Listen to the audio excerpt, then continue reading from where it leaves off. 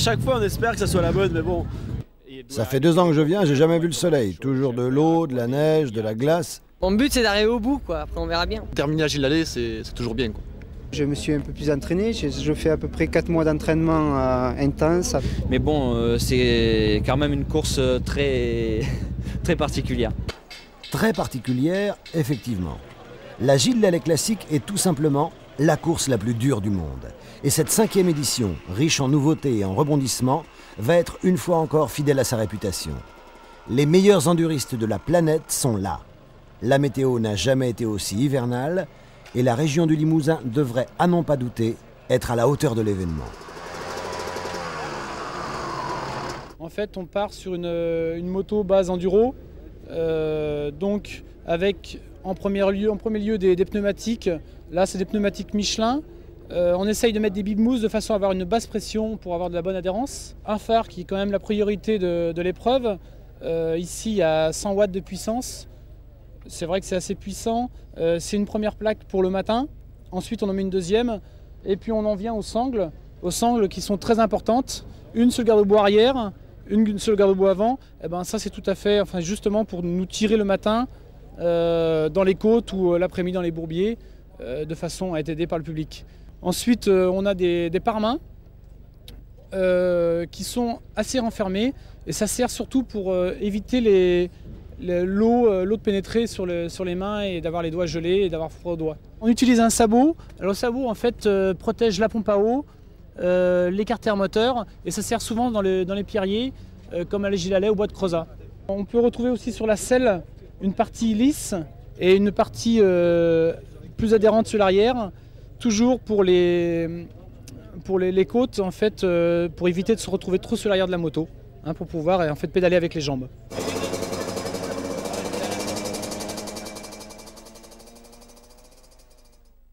Samedi matin, 6 h. La neige recouvre le Limousin. Les 240 concurrents de la Gilles-Lallé Classique se regroupent sur la place de l'Évêché, aux abords de la cathédrale, où est donné le départ de l'enduro de sélection. Les visages sont tendus, et même si certains arrivent à esquisser un sourire, on comprend rapidement que la succession de Cyril Esquirol, vainqueur en 94 et 95, va se faire par les armes. Salah, Peter Hansel, Charbonnel, Nicoli, Frétigné, Bernard, Rinaldi, Sartine, les stars veulent toutes inscrire leur nom au palmarès de l'épreuve et gravir en tête la côte du Corbeau-Mort. Chez les nationaux, on en rêve.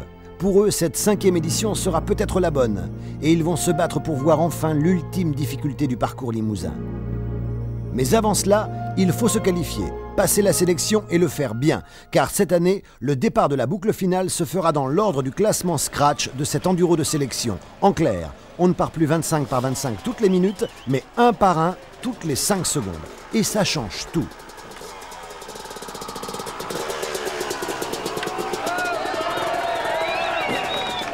Forza Giovanni! Forza Italia! Sono già stanco!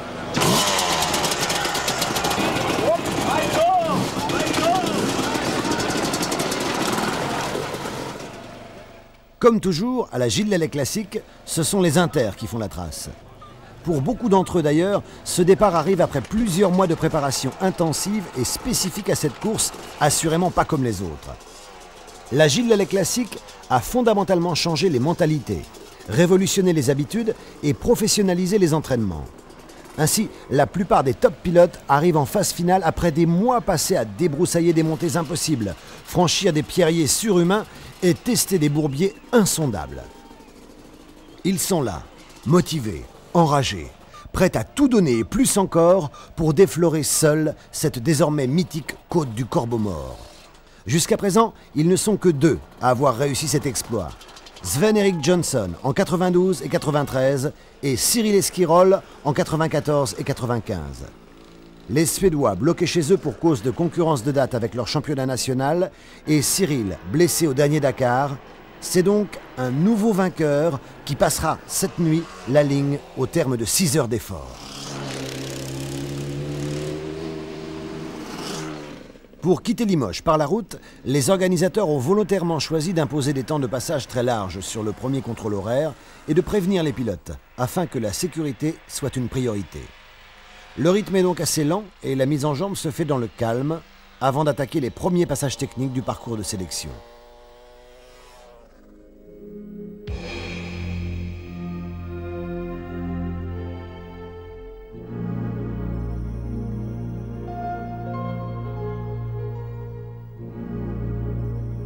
Chez les Inters, on a vite compris que la place sur la nouvelle grille de départ ne se fera pas dans les chemins, mais bien en spécial. 4 chronos au programme, une ligne pour commencer, que tout le monde fera de jour, 2 banderoles, Bourganeuf et Pérat, une mixte à Saint-Junien-la-Brégère. Cette année, il va falloir attaquer et surtout ne pas se contenter d'être dans les 25 premiers scratchs, car tous les pilotes savent qu'à Pérat-le-Château, il vaut mieux être tout de suite dans le bon wagon si on veut espérer finir.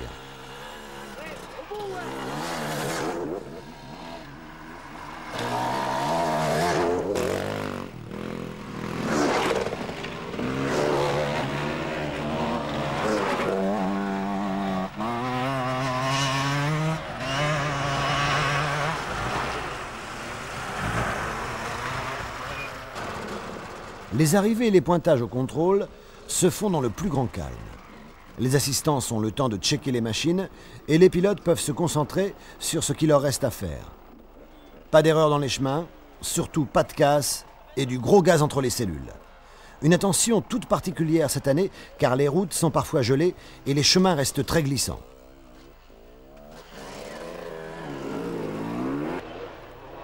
Avec ce nouveau système de départ, c'est toute la philosophie de l'enduro de sélection qui est bouleversée. Plus question d'assurer, maintenant il faut impérativement être le plus performant possible. En clair, les pilotes doivent donner leur maximum dès le premier chrono du matin. Et c'est ce qu'ils vont faire. Les organisateurs voulaient d'une part trouver des solutions radicales afin d'éviter, comme l'année dernière, de nouveaux débordements lors de la procédure de départ. Ils voulaient aussi redonner de l'importance à la sélection matinale en responsabilisant les concurrents sur leurs résultats.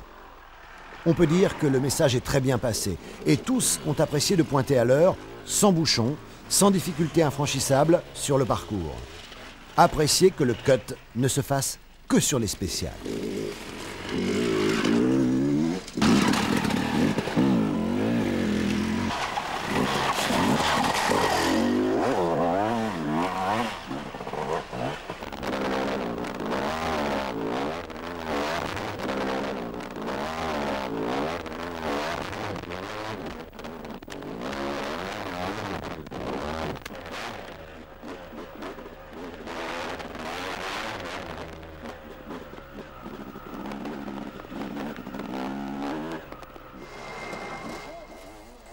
Après une spéciale en ligne assez rapide, les concurrents se retrouvent à Bourganeuf pour la première banderolée de la journée. Malgré la neige et une très légère couche de gel, l'adhérence est maximum et les pilotes arrivent à se libérer sur un tracé sans piège. Encore une fois, l'ambiance est à la bonne humeur. On discute, on se concentre, devant les stars ont déjà dicté leurs lois et c'est Mr. Peter Hansel himself qui règle tout le monde jusqu'à maintenant. Propre, précis, hyper vite, il ne tombe pas, place la barre très haut et ne semble pas décidé à laisser quelqu'un d'autre ouvrir la piste cet après-midi. Comme prévu, les nationaux attaquent et donnent tout ce qu'ils ont dans le ventre pour s'approcher au plus près des temps surnaturels réalisés par les meilleurs enduristes de la planète. C'est chaud!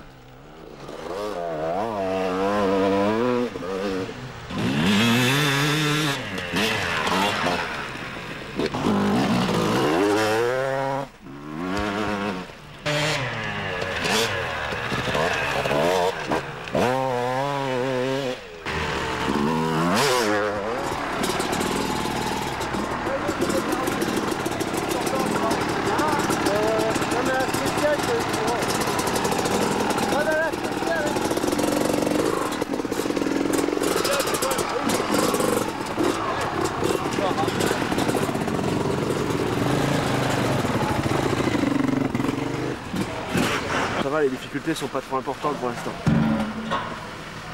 Le rythme va monter progressivement, je pense.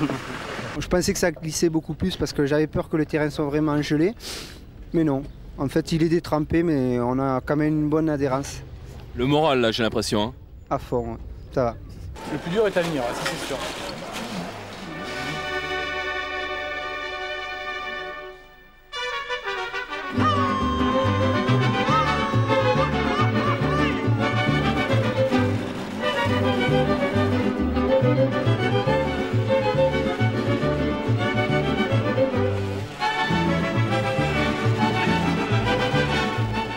Depuis la création de l'épreuve, l'enduro de sélection a toujours réservé quelques passages un peu plus hard que les autres, histoire de laisser entrevoir à tous les participants quel serait le genre de difficultés qui rythmeront les 6 ravitaillements de la boucle finale.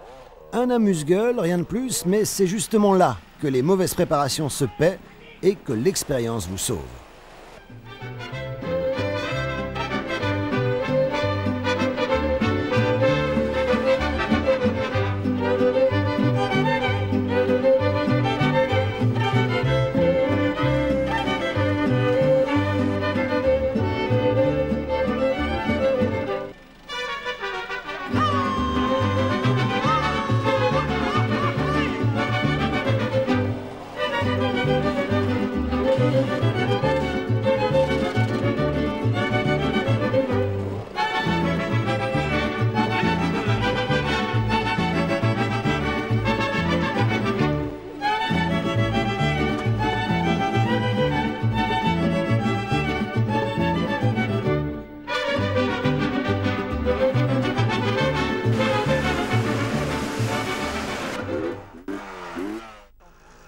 Au CH, l'histoire se répète, les pilotes sont en avance, personne ne s'énerve. Concentration, méditation avant d'attaquer les prochaines difficultés. Et elles reviennent avec les premiers moulards. Les moteurs se mettent d'un seul coup à hurler. Les concurrents hésitent avant de se jeter. Des hésitations qui peuvent coûter cher. Cher, car c'est dans l'attaque de ces difficultés si particulières au parcours de la Gilles Lelais classique que se fait toute la différence. Heureusement pour les pilotes, cette année, les moulards sont gelés, donc beaucoup plus faciles à traverser. Les ornières ne se creusent pas trop et la croûte de surface, si capitale, tient plus longtemps. Ce ne sont donc pas vraiment des moulards, mais plutôt de gros bourbiers qui se présentent devant les roues désengagées. On rame, on pousse, on tire, mais on s'en sort quasiment tout seul à chaque fois. Ceux qui sont déjà restés plantés des heures dans ces cloaques sans fond apprécieront la différence.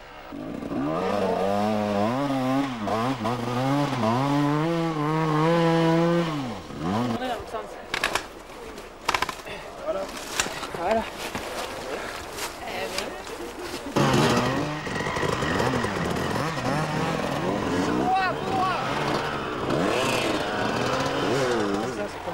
Laurent Charbonnel, qui a misé toute sa saison sur la Gilles Lelais classique, sait qu'il ne pourra pas s'imposer le matin, car la préparation de sa machine a été volontairement axée sur le franchissement, et qu'il ne pourra pas être aussi performant dans les grandes courbes des spéciales perratoises. Il sait aussi que Stéphane est quasiment intouchable dans ces conditions de pilotage, et l'officiel Yamaha le prouve après chaque chrono. Seule la 3e spéciale lui échappera pour tomber dans la poche de Frédéric Delettre, un national affûté, parti avec un gros numéro qui passera sur le sec. Les Inter, eux, se trouvant confrontés à une adhérence très précaire due à une trace gelée dans la spéciale mixte, mi-ligne, mi-banderole, de Saint-Junien-la-Brégère. Mais c'est dans celle de Péral-Château que Peter va littéralement assommer la concurrence. Là, il va laisser Charbonnel à plus de 10 secondes et Salah à 15 secondes, confirmant ainsi son leadership. Les grosses surprises, ce sont assurément la 3e place scratch de Serge Nuc derrière Éric Bernard, la perf de Dominique Coste qui place sa 125e et la petite prestation des Italiens. Seul Salah pointe le nez de sa 254e championne du monde dans le top 10. Nicoli, quant à lui, a du mal à trouver ses repères sur sa Husqvarna de temps. Chez les nationaux, la bagarre fait rage, les 60 places seront chères.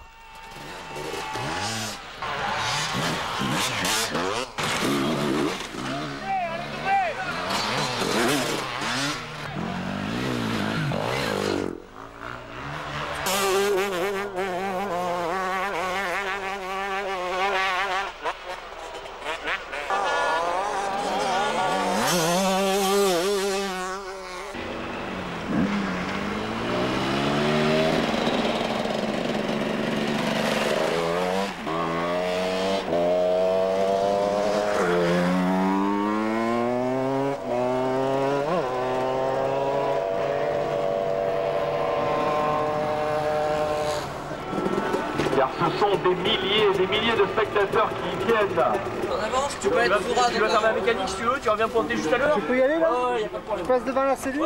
Tu peux passer au point de base, hein. Le camion il est là-bas.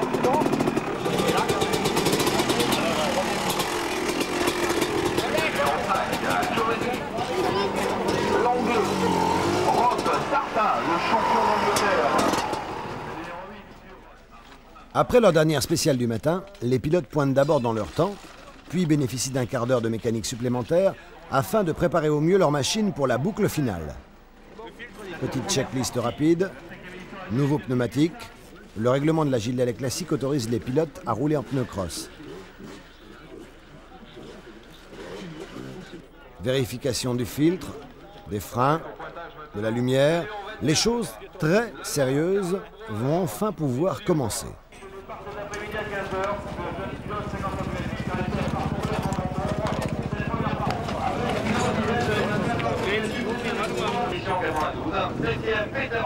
Ça s'est pas trop mal passé, bon, mis à part une spéciale où en fait je tombe. Mais bon, dans l'ensemble, ça va bien. La dernière, je me suis fait vraiment plaisir. Il y avait une multiple trajectoire. Et bon, elle était assez longue, elle faisait à peu près 5 minutes 31, ce qui est mon temps.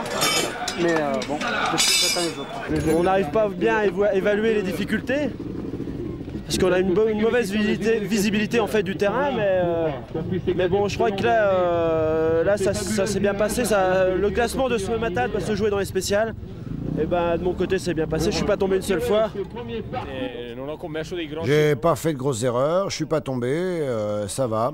Dans la dernière spéciale, Peter Hansel est parti 20 secondes derrière moi, il m'a rattrapé, j'ai essayé de le suivre, mais de temps j'ai pas bien l'habitude. Mais enfin, bon, on sait que la vraie course ça commence cet après-midi. Hein. Il y a 2 ans, le matin, c'était plus difficile. Hein. Enfin, je sais pas, c'est peut-être aussi parce que je l'ai déjà fait, alors je le prends plus calmement, avec les idées plus claires. Cette année, c'est vrai que je le prends avec plus de philosophie et je m'amuse bien. Ce matin, en tout cas, je me suis bien amusé.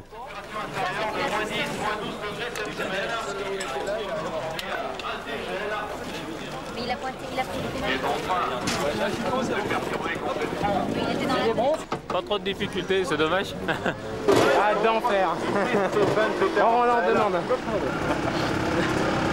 Le parcours d'enfer. 250 Yamaha qui porte au dossard numéro 11. On en redemande et ça continue la ville d'aller. C'est très très beau. C'est un beau petit enduro. En plus, on ne peut pas se tromper de trace, il n'y en a qu'une.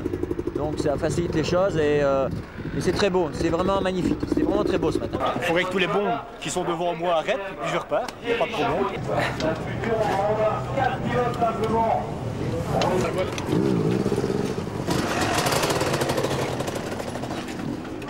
Alors que tout le monde s'apprête à se restaurer, les derniers arrivés bricolent encore ici et là, sous un ciel qui semble vouloir se maintenir. La tendance serait même plutôt à l'amélioration sur la région du Limousin. Le calme avant la tempête. J'espère qu'on va transpirer un petit peu. Troisième position pour le Racing. Derrière lui, avec le numéro 4.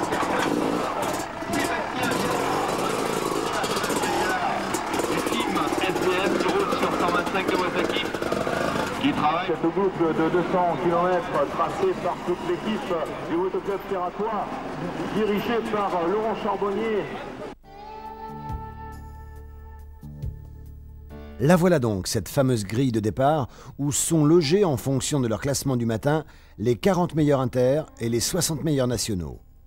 Et si le principe a déjà été adopté sur quelques courses en Suède où les concurrents repartent avec les écarts de temps exacts et non pas de 5 secondes en 5 secondes, en Suède par exemple, Peter serait reparti avec 19 secondes d'avance sur Bernard, 42 sur Nuc et plus de 45 sur Charbonnel. Pour les pilotes français, c'est une véritable nouveauté. Une première en fait. Les visages s'assombrissent, se durcissent, le rythme cardiaque s'accélère, la tension monte d'un cran. On s'étire, on imagine, on essaie de se détendre, en vain.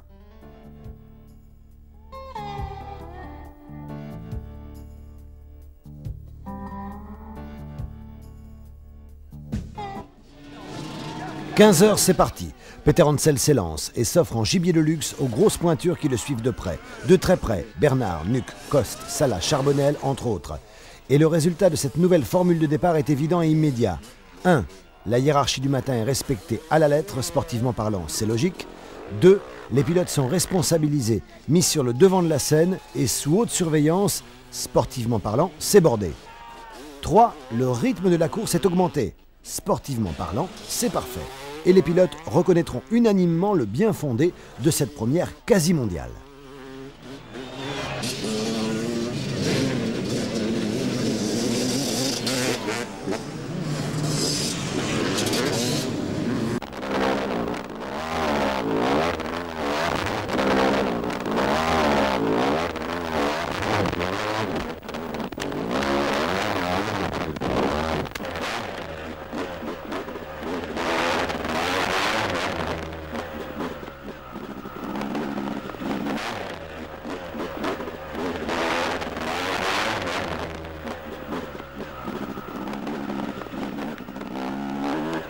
Évidemment, si l'un des 100 sélectionnés avait volontairement coupé le tracé, il aurait été retenu en fin de spéciale par les officiels de course pour un stop and go de 10 secondes. C'est donc un départ parfait qui a rythmé le lancement de la boucle finale de cette 5e édition.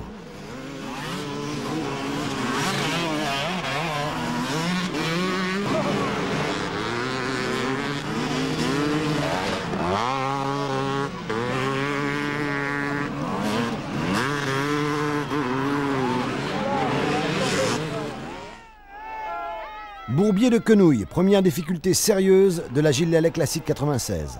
Rapidement, Laurent Charbonnel a pris le commandement des opérations et c'est lui qui débouche en tête. Peter est dans sa roue, mais choisit une trajectoire plus judicieuse et le passe juste avant le pointage. La Gilles Lelais est déjà lancée et la tension monte. Comme toujours, c'est le sprint du début de course, un vrai rush. Il faut s'imposer parmi les premiers pour ne pas arriver sur des difficultés ravagées. Il faut surtout prendre le temps de regarder où l'on met ses roues. Le public, de plus en plus nombreux chaque année, est en place depuis des heures quand la tête de course déboule à Quenouille. Un public omniprésent et passionné qui va aider tous les pilotes à la sortie de ce moulard. Le premier quart d'heure de course se termine et contrairement à l'année dernière où les dégâts étaient déjà importants dans les rangs des pilotes, les passages se succèdent, les tactiques de course se mettent en place, l'excitation est à son comble.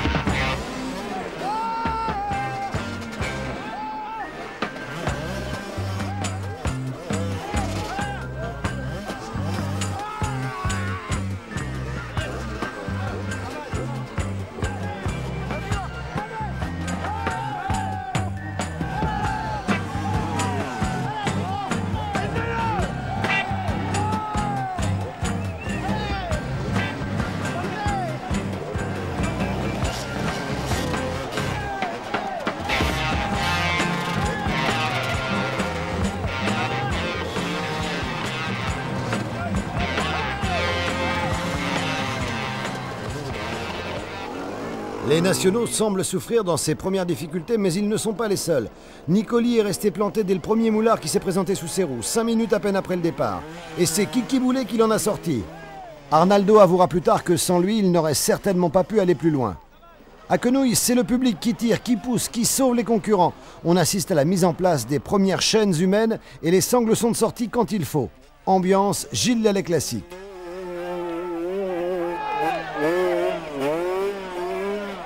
Côté météo, un incroyable radoucissement va faciliter la progression des pilotes tout au long de la journée. Pourtant la veille, les traceurs ont été obligés de couper certaines portions. car les conditions météo étaient alors très préoccupantes, notamment sur les hauteurs où 30 cm de neige s'étaient abattus sur la région, rendant infranchissable la moindre difficulté.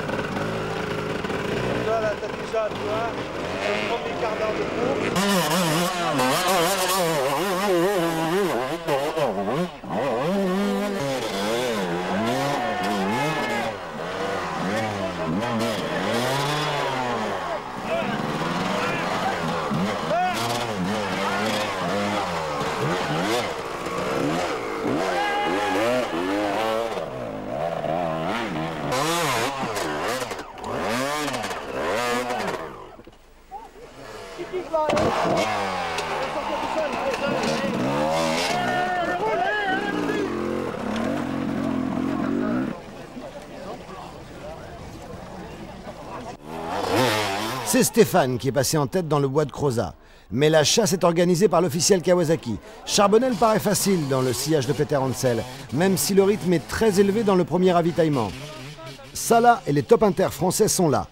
Tout comme Thomas Biberbach, un pilote allemand qui déclarera plus tard n'avoir rien rencontré de semblable en 13 saisons de championnat du monde d'enduro.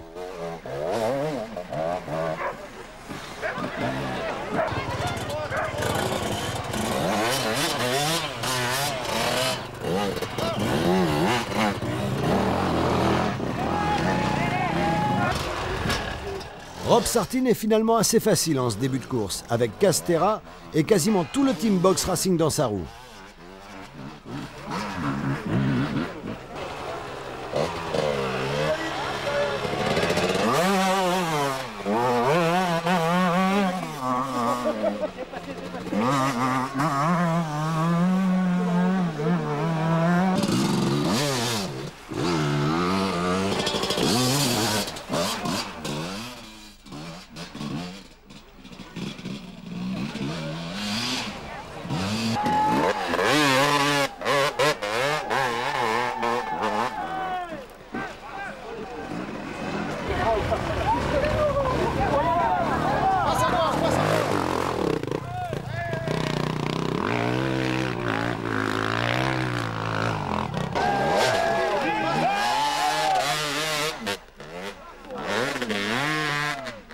Joli,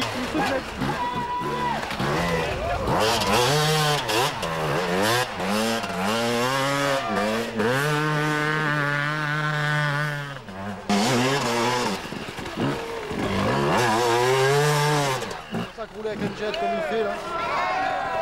À gauche, à gauche.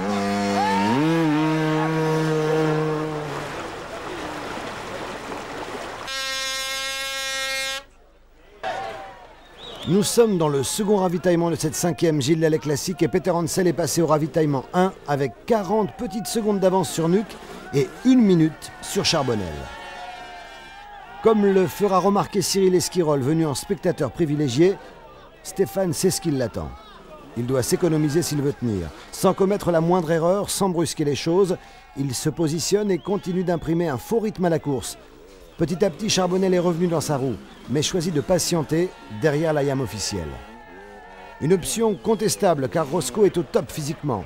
Et à ce moment-là de la course, il aurait pu accélérer et partir seul sans que quiconque puisse l'inquiéter.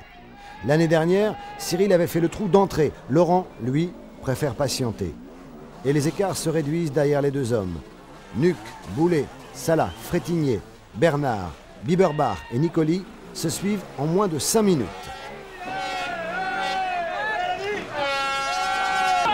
À gauche.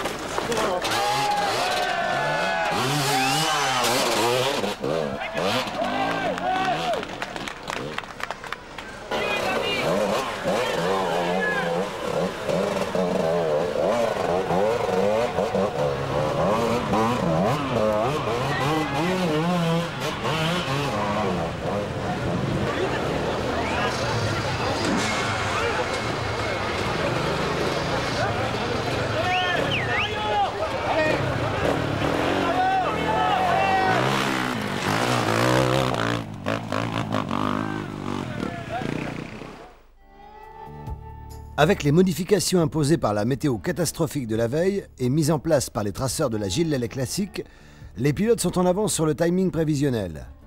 Ils ont bouclé le premier ravitaillement en 1 heure tout juste et ne sont restés pour les meilleurs qu'une petite vingtaine de secondes sur place. Des lunettes propres, des gants secs, des vitamines, un peu de boisson énergétique et ça repart.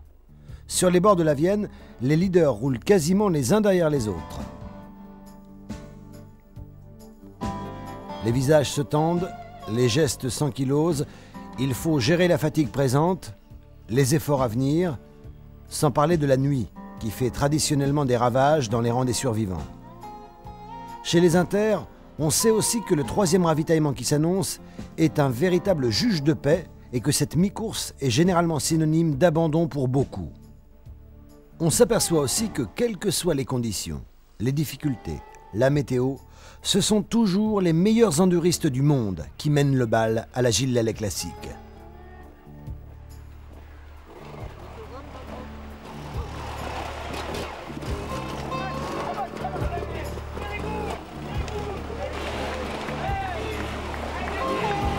Allez David, à 1 minute, Hippolyte.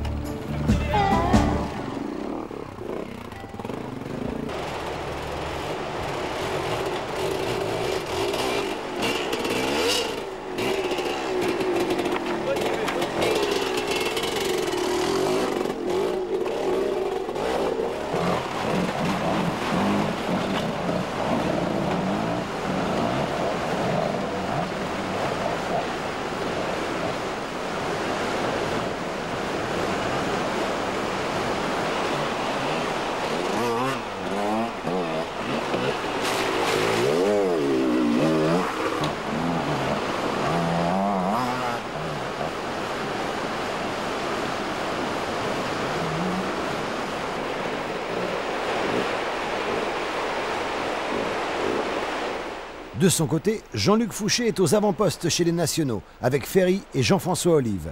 Malheureusement, il ne verra pas la rampe du Corbeau-Mort et stoppera tout au 5e ravitaillement. Ferry, lui, effectuera une fin de course express pour être le premier national à s'imposer en haut du Corbeau-Mort. Avec 8 pilotes à l'arrivée, d'ailleurs, la Gilles Lellouet Classic 96 fut assurément une année faste et très exceptionnelle pour les nationaux.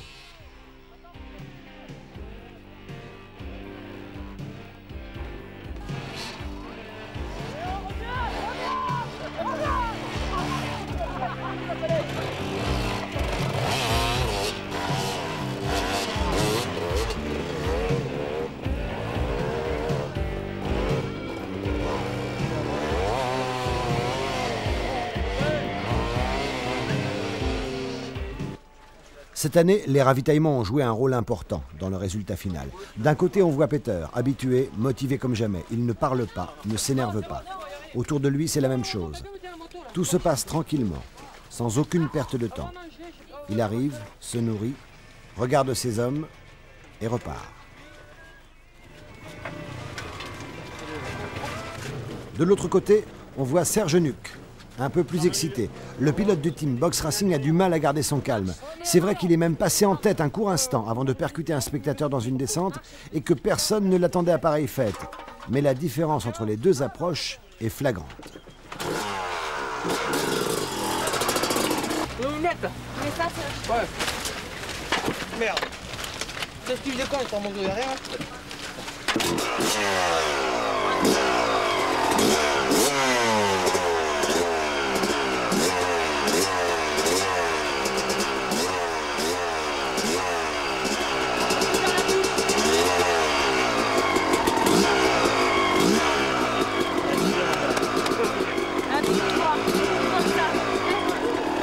Tu repars devant ça là.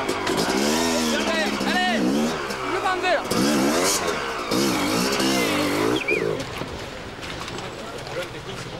Non, je suis mal parti, j'ai redoublé nuque et ça là, je me suis mis dans un trou. Ouais. Donc j'ai retour perdu quoi.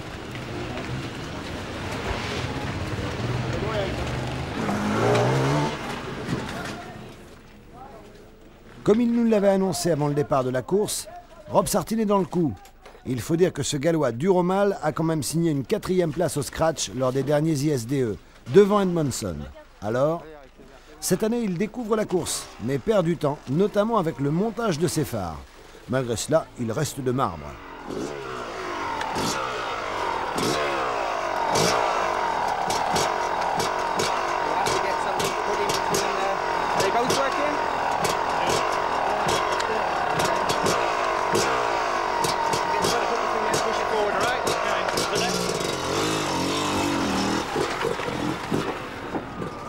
Au 3e ravitaillement, les écarts se sont encore resserrés, puisque Peter Hansel, Charbonnel et Salah sont quasiment passés dans la même minute. Et c'est dans le 4e, à la tombée de la nuit, que la course va basculer une nouvelle fois. Sur les bords du lac de Vassivière, Peter tombe et se fait mal au bas-ventre, et laisse passer Charbonnel et Salah qui se tirent une bourre d'enfer. Dans cette portion très rapide, le champion du monde se porte en tête. Pas mal pour quelqu'un qui n'était venu que pour terminer. Mais rapidement, il est retardé par des problèmes de carburation avant de se tanker dans un bourbier. Roscoe prend les commandes, Peter passe 3 minutes derrière.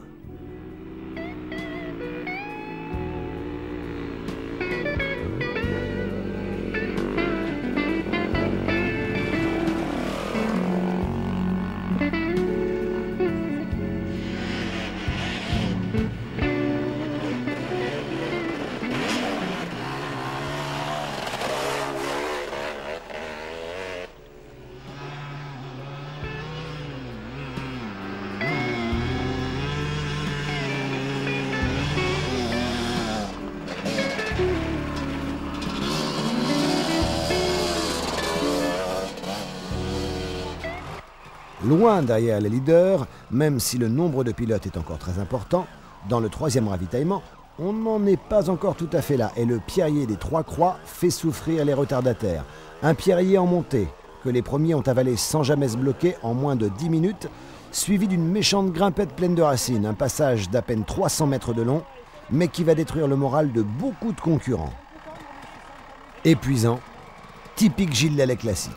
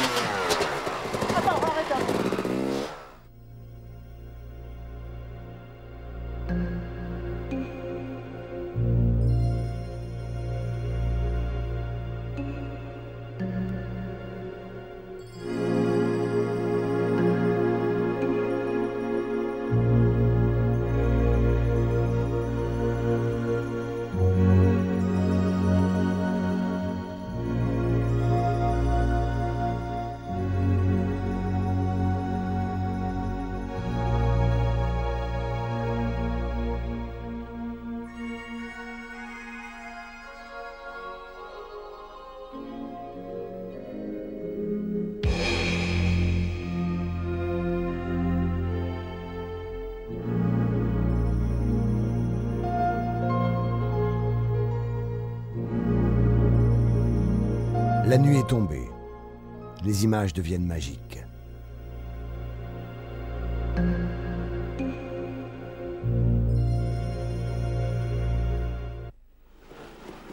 Royère, 4e ravitaillement. Lorsque Laurent Charbonnel arrive, il est immédiatement pris en main par son entourage et chacun sait ce qu'il a à faire. Là aussi, on s'aperçoit que tout ça a été pensé, travaillé, répété avant la course.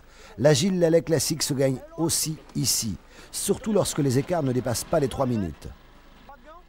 Peter ne s'affole toujours pas et repart, alors que Giovanni Sala arrive et commence à montrer de gros signes de fatigue.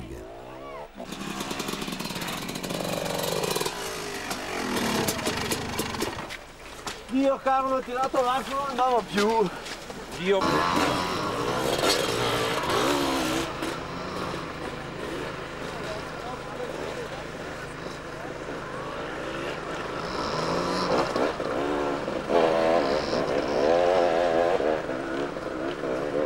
Manetta!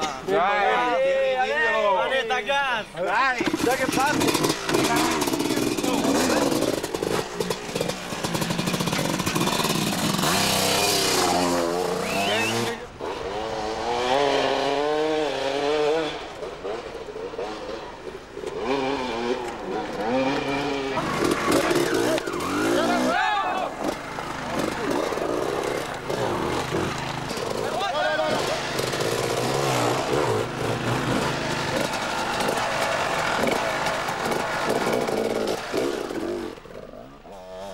Derrière, la chasse continue et les places d'honneur deviennent chères entre Boulet, Bernard, Nicoli et Frétigné.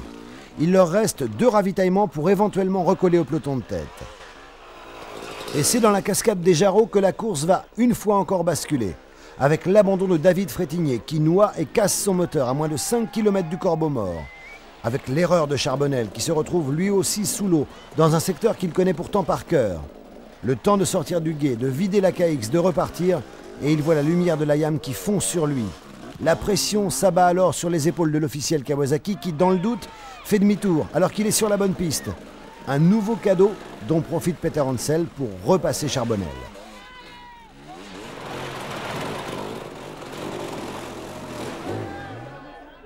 En bas du Corbeau-Mort, on voit soudain 2 lumières sortir de la nuit, quasiment côte à côte. Le final de la 5e Gilles Lelais classique va écrire une nouvelle page de son histoire. Il se retrouve quasiment épaule contre épaule, porté, poussé, tiré par une foule déchaînée. Après près de 6 heures d'efforts, de franchissement, de galère. Un final d'anthologie pour une course vraiment pas comme les autres. Jamais personne n'aurait pu espérer une telle fin entre ces 2 stars. Peter le surdoué, aidé il est vrai cette année par un parcours plus facile. Et Roscoe le bosseur qui a misé toute sa saison sur ce rendez-vous et qui ne pense qu'à ça depuis 4 mois. Dans le Corbeau-Mort, c'est carrément du délire. Les 2 hommes progressent centimètre par centimètre. Et c'est le public maintenant qui gère, seul, l'épilogue de cette 5e édition.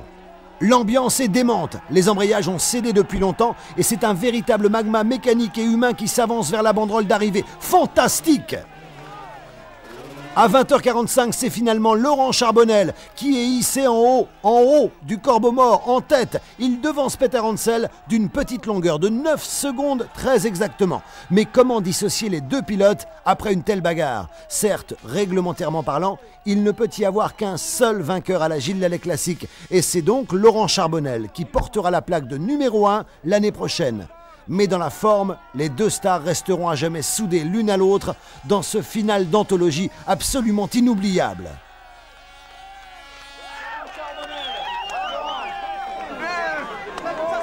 Laurent et Stéphane, venez avec moi, s'il vous plaît. On va faire un débat, le public, on vous laisse 5 minutes. 5 minutes pour le public, c'est un minimum. Pour Charbonnel, il public. Pour Peter, il public.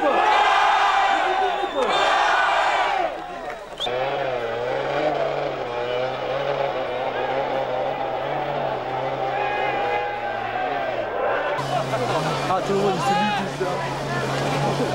lui. 9 petites minutes derrière les 2 Français. Le champion du monde 250 hisse sa KTM Farioli sur la 3e marche du podium. Un Sala fou de joie, transcendé, qui ne peut retenir son bonheur plus longtemps et qui explose littéralement sous la banderole, porté en triomphe par un public de passionnés qui le lui rend bien. Forza Sala!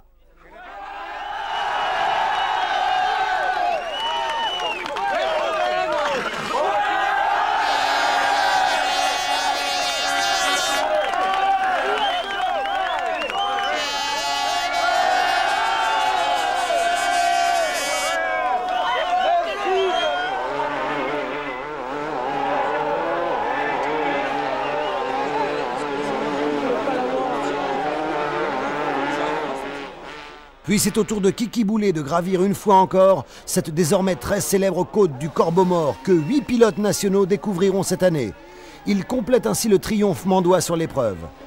C'est vrai que maintenant, Laurent Charbonnel est le seul pilote à avoir terminé toutes les éditions de la Gilles Lallet Classique et que Christian s'y est toujours montré à son avantage.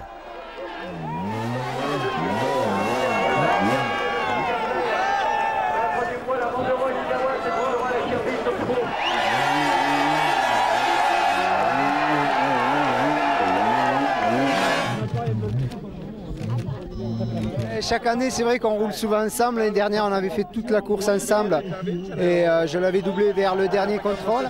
Ouais, cette année, on a roulé pareil du début jusqu'à la fin. C'était quand même beaucoup moins dur que les autres années.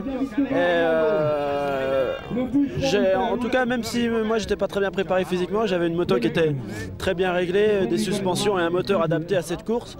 Et donc, c'est peut-être ça qui m'a sauvé un peu la mise en fait. C'est la 4e fois que je fais la course. Je me suis toujours arrêté aux 3/4. Là, je la termine sur le podium. Je suis fatigué, mais je suis très heureux.